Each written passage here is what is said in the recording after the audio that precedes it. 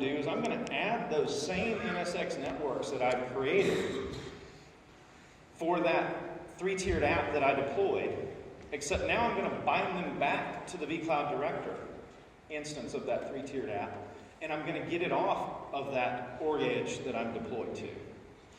And so essentially what that means is, like I said, the tenant who has deployed that 3-tiered app can now really be concerned with managing the application and the network traffic flow, a much simpler set of circumstances than trying to convolute load balancing, firewall, routing, NAT, all DHCP, DNS, all of these services in a,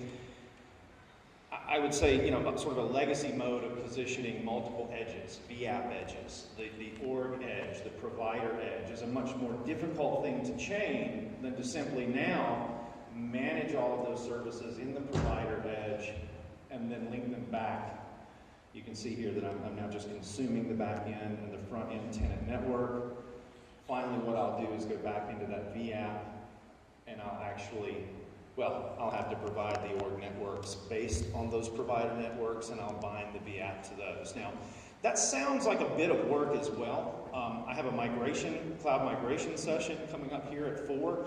Because all of this is software defined, we look to automate all of this. So we've got a great tool that we just spun back in called Arkin. It's now vRealize Network Insight. And so what you'll start to learn if you come to that session or if you just follow what's coming is really the ability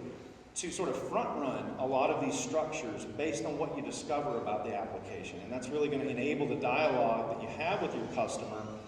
so that when you say, you go to this travel app owner, you're able to really have a much more deeper understanding of what the network requirements are for that application and what potential services that you might offer it at the provider edge, whether as a managed service or just additional configuration of NSX or vCloud Director.